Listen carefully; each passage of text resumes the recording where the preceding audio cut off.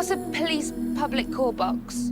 It's called the TARDIS, this thing. TARDIS. That's time and relative dimension in space. It's a telephone box from the 1950s. It's a disguise. Really though, Doctor? Tell me, who are you? The Doctor is a legend woven throughout history. I can feel it. The turn of the earth. When disaster comes, he's there. The ground beneath our feet is spinning at 1,000 miles an hour. He brings the storm in his wake. And he has one constant companion. You destroyed us! We're falling through space, you and me. I had no choice. Clinging to the skin of this tiny little world, and if we let go... Who's that?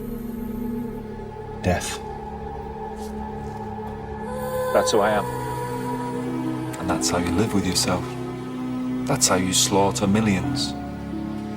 Because once in a while, on a whim, if the wind's in the right direction, you happen to be kind.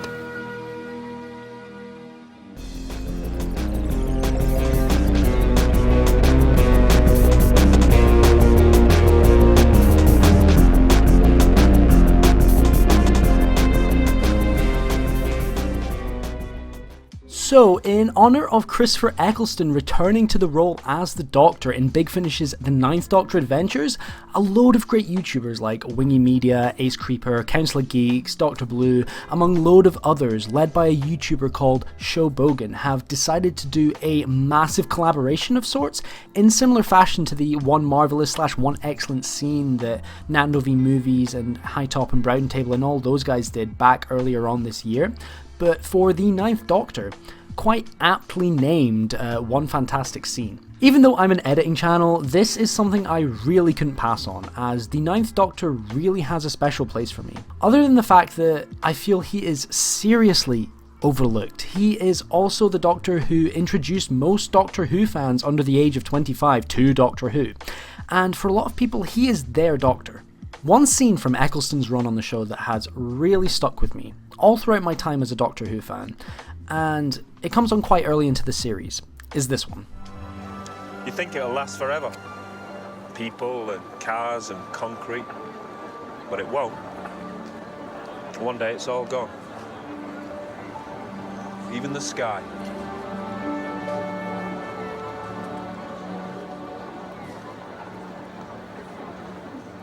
My planet's gone.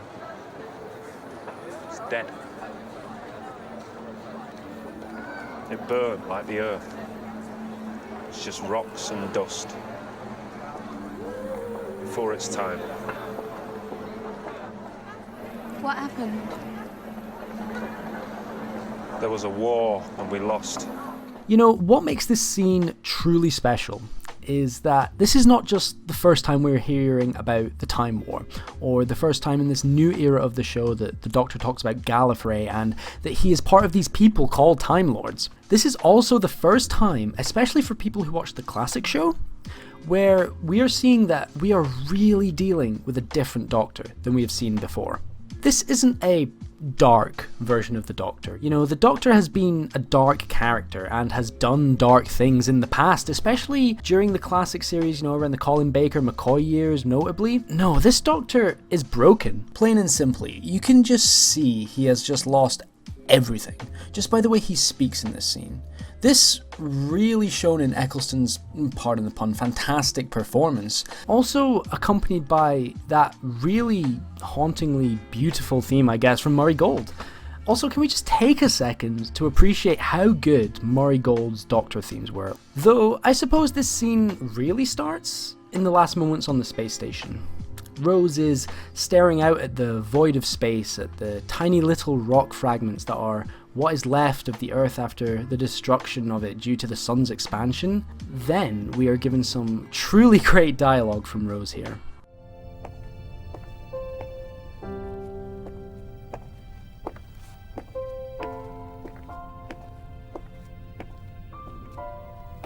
The end of the earth. It's gone. We were too busy saving ourselves. No one saw it go.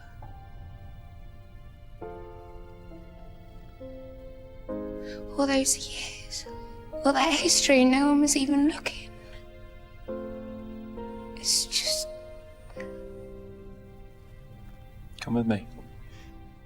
And you know, this is what I feel Russell T Davies did so well during his run on the show, is this really amazing nuanced dialogue in which it just flows and feels completely natural in the context of the story and doesn't feel force-fed to us like we are some sort of goddamn toddler.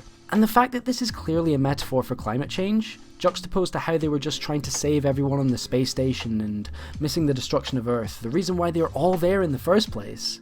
We are also too busy fighting wars and fighting amongst each other, trying to save ourselves from each other, that we are missing the planet just dissolving right in front of us. And the thing is, everyone gets what Davies is trying to say here, without having to have the Doctor scream it at us like we're some sort of degenerate. You want me to tell you that Earth's gonna be okay? 'Cause I can't. In your time, humanity's busy arguing over the washing up while the house burns down. Unless people face facts and change, catastrophe is coming. God, don't you just love it when you're treated like someone who can interpret things on your own? The effectiveness of this part of the scene with Rose just shows that most people don't need to have that shit screamed at them to get it. So, after Rose reflects on the end of the world and the sun's expansion, the Doctor takes her back to her time. 2005, 5 billion years earlier. Back to an average ordinary day on Earth. As Rose and the Doctor step out of the TARDIS, you get cuts of people walking to the shops and people going about their lives, hearing small individual noises, like a baby crying and people laughing. There's even a shot of someone selling the big issue. Then we cut to Rose trying to take it in, process what she is seeing, contrast to what she has just witnessed 5 billion years in the future. Keep in mind that this is her first adventure with the Doctor at this point. Well, first proper adventure anyway. So, I think naturally, just like anyone, she finds it all a bit too much. You can tell she is taking in the fact that she will never see the Earth the same way again. That even though the events that took place are billions of years in the future, they are still in her past, and she has experienced them. You think it'll last forever? People and cars and concrete. But it won't. One day it's all gone. Even the sky. I love this first line from Eccleston here. It's really just so blunt and telling her how it is. Again, showing us that this Doctor is really almost quite reserved and has this hard exterior to him after the Time War. Also, I love the camera in this moment. The focus of the camera only on the Doctor and Rose, telling us that they're almost separate from the rest of the world as they reflect on everything that's just happened. You know, everyone sort of out of focus. That they have just experienced something no one else on the planet at that moment ever will. Then, as he's telling her this, realizing she has had a glimpse, a tiny sliver, of what he has had to experience and endure through the course of the Time War, he lets his guard down. My planet's gone. It's dead. It burned like the Earth. It's just rocks and dust. Before its time. Like, in a moment of reflection, realizing that, you know, even if this doesn't help Rose, it may help him.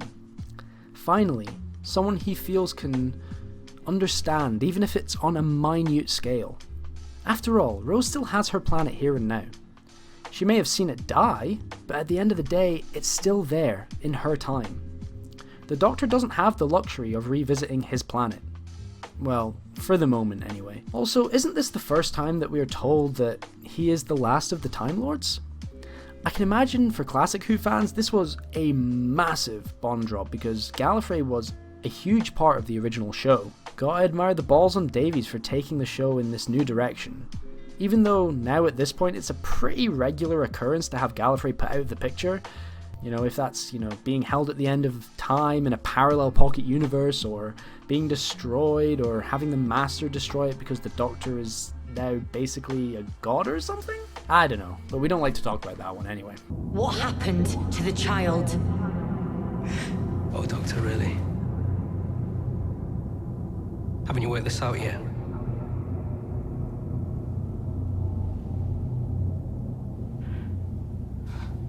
The child is you. No, God! No, God, please, no! No! No! No! And to wrap up this scene and the episode, Davies really brings us back down to reality in such a great way. After everything that's happened and after everything that they have seen, we get this. You've seen how dangerous it is. Do you want to go home? I don't know. I want... Oh, can you smell chips? Yeah. Yeah. I want chips. Me too. Right then, before you get me back in that box, chips it is and you can pay. No money. What sort of date are you? Come on then, tightwad, chips are on me. I've only got 5 billion years till the shops close. Isn't that brilliant? It just really grounds us back to the core of the show, and that it's about adventure. And even though a good amount of them will be on a grand scale, whether that be the world ending, or the Dalek Emperor creating an army of Daleks in the far future, or the world potentially plunging into a third world war, it's the small things that ground us back to reality. In the case of this scene with Rose and the Doctor, it's the smell of chips. Just as Rose is thinking about if she wants to continue travelling with the Doctor, it almost seems like Rose is finding an excuse not to answer. Like, it's really the first sign of this addiction of travelling with the Doctor taking hold. Then, as they start walking through the crowd, everyone else comes into focus, as if to say they are rejoining the world with the people who don't have to think about the world ending and being destroyed by the sun. All of this monumentally insane stuff just sort of fades away as everything they have just experienced becomes another one of the Doctor's many adventures with a companion. And that's why that is one fantastic scene. Thank you guys who have made it to the end of this video. I really appreciate it. And as I said at the beginning, even though I know that this is not my usual type of video, and I probably won't really be doing any of these in the future, if you like this, please let me know, because I feel the door is always open. And again, thank you so much to Shobogan and all the other WhoTubers who have joined in this collaboration to celebrate, Christopher Eccleston coming back as the Doctor. And yeah, guys, I want to thank you for watching, and see you next time.